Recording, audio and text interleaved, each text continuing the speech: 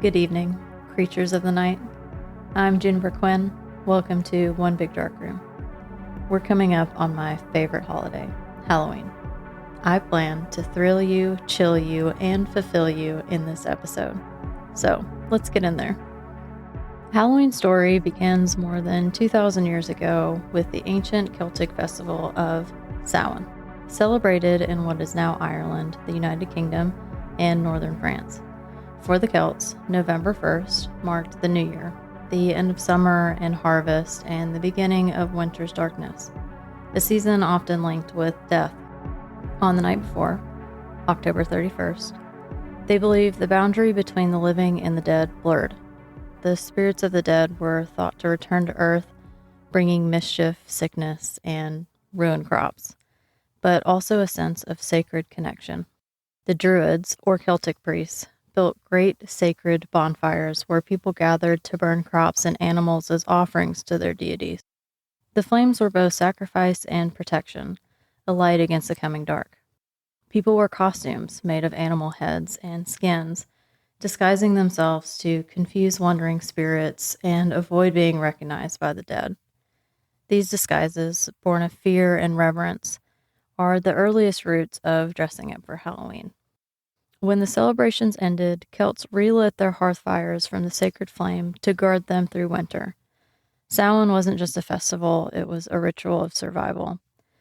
Samhain was also a spiritual language, a way to mark the cycles of death and rebirth with respect.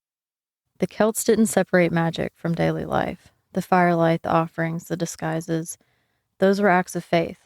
Druids believed that on this night, the veil between realms dissolved, and those who listened closely might hear messages from their ancestors. In many ways, Samhain is the first whisper of what we now call witchcraft. Not cartoonish spells and black cats, but a reverence for earth, cycles, and energy. And while centuries of fear and religion tried to bury those practices, they never truly disappeared. From Samhain to All Hallows' Eve, as Christianity spread through Europe, it layered new meanings over old traditions. By the 9th century, the evening before All Saints' Day became known as All Hallows' Eve, eventually shortened to Halloween.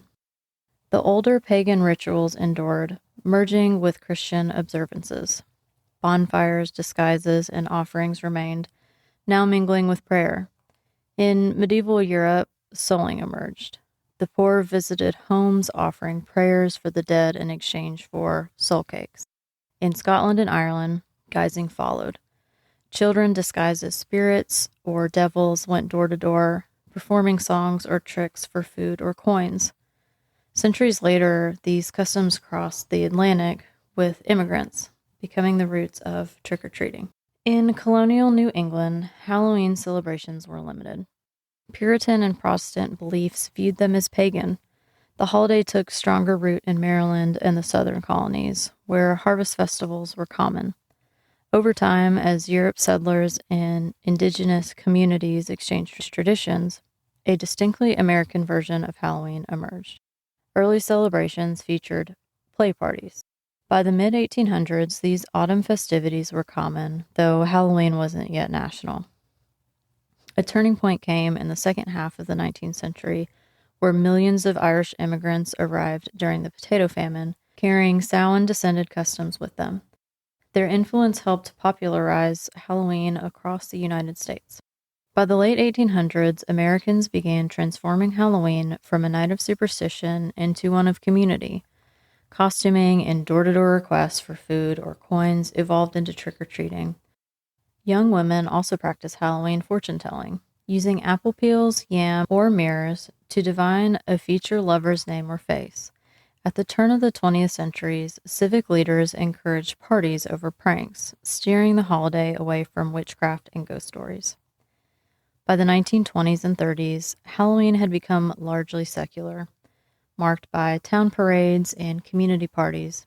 Vandalism marred some of the celebrations, but post-war optimism and the 1950s baby boom brought Halloween into classrooms and suburban homes. Between 1920 and 1950, trick-or-treating was revived as a widespread, family-friendly custom, a low-cost way for neighbors to celebrate together. The idea was simple. Give a treat, prevent a trick. A new American Halloween tradition was born, one that continues today as a mix of community, consumerism, and nostalgia. By the late 20th century, Halloween was less about harvests and spirits and more about celebration and identity. Americans now spend over $11 billion annually on costumes, candy, and decor, making it the second largest commercial holiday after Christmas. Costumes evolved from folklore figures to pop culture icons, witches and ghosts sharing shells with superheroes, monsters, and sexy versions of almost everything. The night that once protected people from evil now invites them to dance with it. From Samhain's bonfires to suburban porches lined with pumpkins, Halloween has always been about transformation, a ritual of disguise, fear, and freedom. We light candles against the dark, play with danger from a safe distance, and for one night, become whoever we choose. But beneath the candy and costumes, there's a deeper current, performing identity, the same instinct to dress up, break the rules, and step into something wilder. There was a time when Halloween felt a lot different. Before social media, fast fashion, and curated aesthetics, Halloween in the 90s had a texture. The smell of plastic masks from the drugstore aisle, the way pillowcases dragged heavy on the sidewalk because we were allowed to fill them. Back then, it wasn't about being perfect. It was about being something else. A vampire, a witch, a skeleton with glow-in-the-dark bones that never quite lined up right. It was the one night a year when the world felt like magic. You didn't need a theme party for a $200 costume. You needed a flashlight, a few friends, and the sound of leaves crunching under your shoes. The air was crisp. The night felt endless. For a few hours, it didn't matter who you were at school or at home. You got to be brave, spooky, loud, wild. But somewhere along the way, it changed. The costume stopped being homemade and started being branded. Every witch got a corset, every villain a miniskirt. Now when I walk the costume aisle, I see a pattern that's hard to ignore. For women, the options are smaller, tighter, shorter. As if Halloween's only transformation available to us is from ourselves into someone sexy. There are still witches and vampires and devils, but they all come with thigh-high stockings and heels. Meanwhile, the men's costumes get armor, blood, masks, power. The night that once let women hide from monsters now asks them to dress like the fantasy of one. And maybe it's not all bad. Maybe for some, it's empowering to claim the image before it's used against us. But for me, it feels like something sacred got diluted. Like the freedom we used to find in the dark got sold back to us in fishnets and plastic packaging. Halloween used to be about transformation, about exploring who you could become. Now it feels more like a performance for whoever's watching. This holiday, this one night built on masks and rebellion, should be where women get to choose what they become, not what's expected. Before we talk about liberation, we have to name the cage. Violence against women and girls doesn't come from nowhere. It grows in a culture of beliefs that make domination feel normal and control feel deserved. Oxfam International names these harmful beliefs that keep violence in place. Women must be submissive. Rigid gender roles expect obedience to husbands or male relatives. Men should exercise control. Dominance is framed as care or protection, but shows up as monitoring phones, social media, and movements. Men have the right to punish incorrect behavior. Violence is taught as correction, not a crime. Women can't say no to sex. Entitlement over women's bodies fuels intimate partner rape. Sexual harassment is normal. When entitlement is normalized, harassment is minimized and repeated. If she's hurt, it's because she dressed provocatively. Early marriage is used to control a girl's sexuality and mobility, reducing education, health, and safety. These beliefs keep violence towards women alive. A 2023 review in Evolution and Human Behavior asks why societies suppress women's sexuality and what it costs. It isn't a simple men versus women story. Suppression is widespread and harmful. Women who are sexual or merely perceived as such face stigma, shaming, dehumanization, and heightened risk of hostility and violence. Ecology matters. Where reputations are tightly monitored, resources are scarce, or marriage markets constrained, communities intensify control over women's sexuality as a strategy to secure paternity certainty, family honor, or economic stability at a woman's expense, like restrictions on movement and forced dress codes. The downstream effects are lost schooling, lost income, and increased vulnerability to violence. The same culture that demands women to be desirable often punishes them for it. Perceived sexualization triggers harsher judgments, dehumanization, and aggression. If suppression is fueled by incentives and local ecologies, solutions must change structures, expand mobility and safety, economic opportunity, and legal protection. Controlling women's sexuality isn't just moral policing, it's a system that extracts time, money, safety, and possibility. It takes away from a life that could have been lived. And that's why movies like Rocky Horror Picture Show matter. When a culture trains women to make themselves smaller, less mobile, less visible, less free, a midnight movie that reframes desire as joy and performance as power is more than entertainment. It's counter-programming. It hands a microphone back to the body and says, "This is yours." If you've ever been in a dark theater just before the Rocky Horror Picture Show starts, you can feel it. The tension, the electricity, the belonging. It's not like any other movie night. A celebration stitched together with glitter, fishnets, and rebellion. But the midnight ritual didn't start in a theater full of shouting fans. It started in a tiny experimental space in London in 1973. Richard O'Brien was between jobs when he began writing a strange little musical called They Came from Denton High. He had just been let go from Jesus Christ Superstar, and he had used that time and his severance check to write the show he wanted to see. A love letter to B-movies, sci-fi, monster flicks, camp, and unapologetic queerness. With director Jim Sharman, that early version became the Rocky Horror Show. It opened upstairs at the Royal Court Theatre, just 63 seats, and it was raw, outrageous, and unlike anything else on stage. Audiences were enthralled, not just because it was funny or weird, but because it felt alive.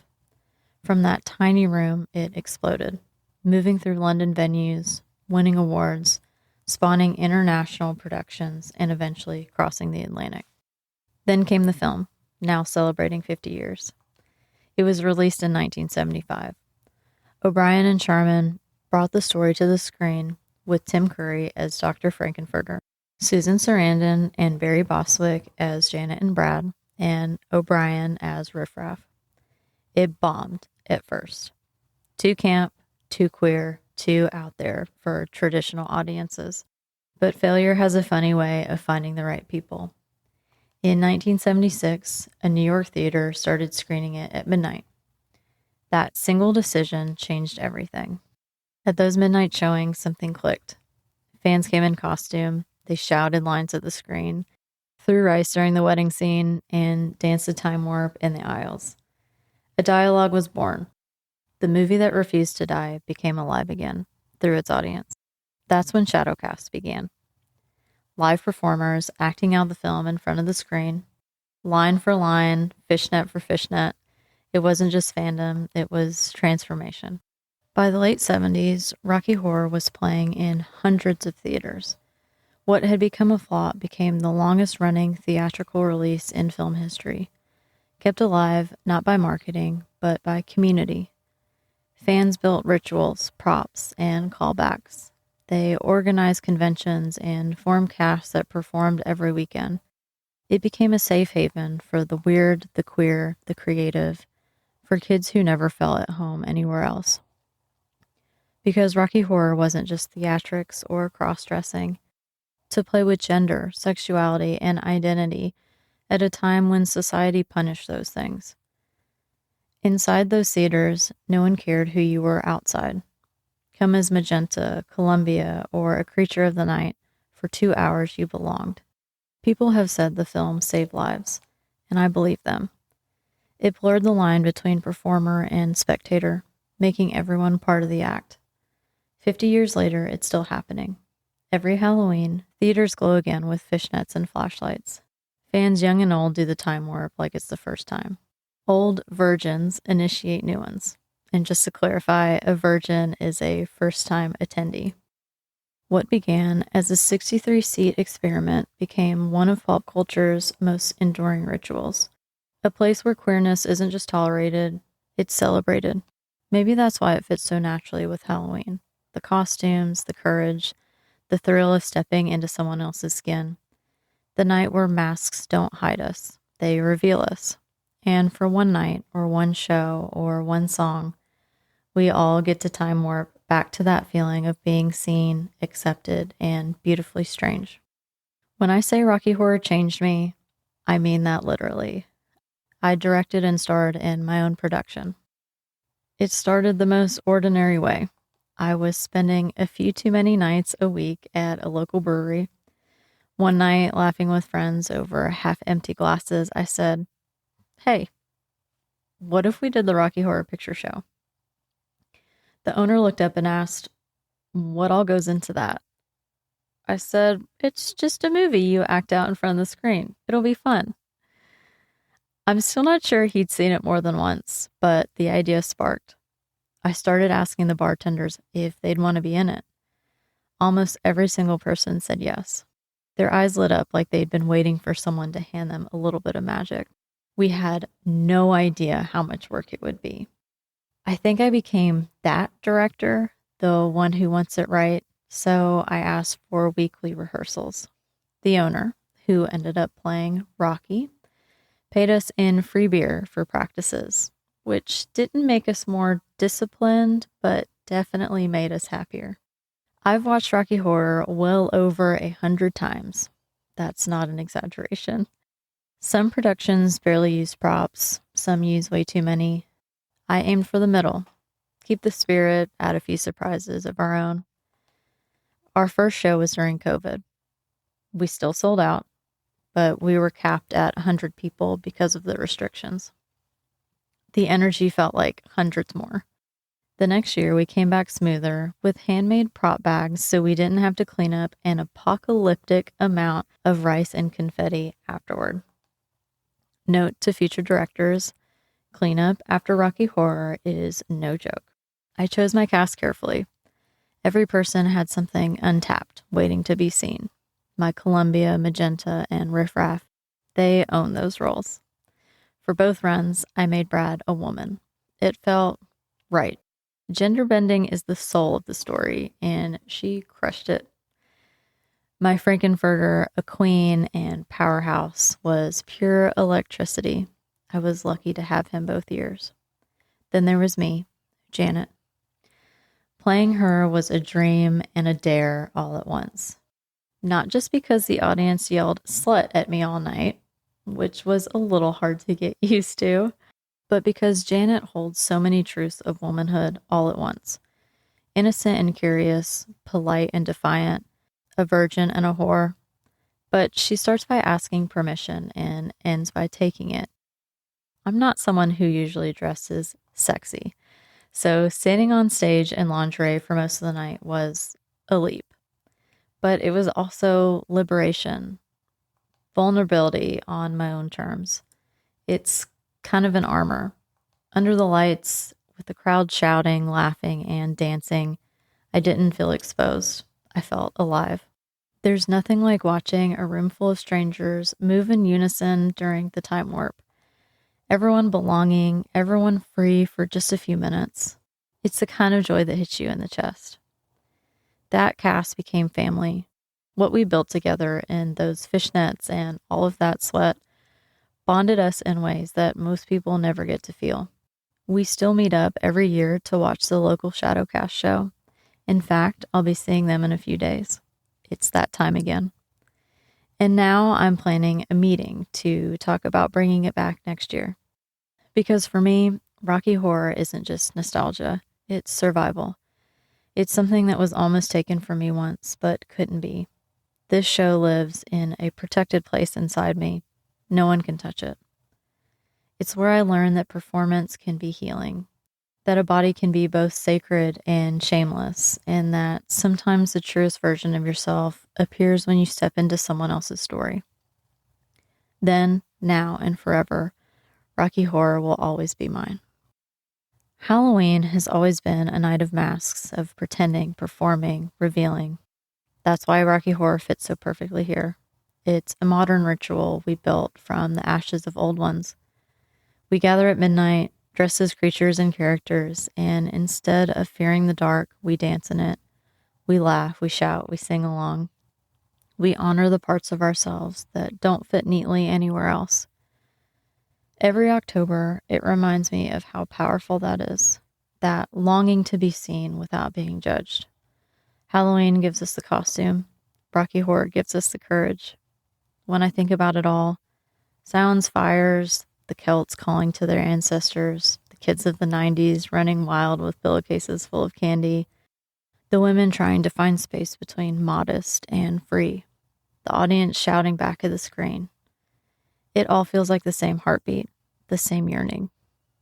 We just want to belong, to feel safe in our own skin, to take the parts of us that were once used against us and turn them into light. Maybe that's what the dark room really is. Not a place to hide, but a place to develop, to bring image into focus, to see what's been there all along.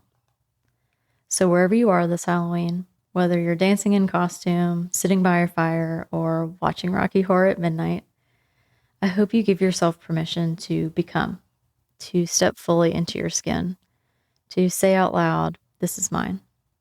Because liberation doesn't always happen in revolutions. Sometimes it happens in a crowded room singing off key, or in a woman on stage standing in her underwear, owning every inch of herself. Then, now, and forever, may we all remember what it feels like to be free in the dark. Thank you for joining me for my very first and favorite Halloween episode. Until next time, stay familiar.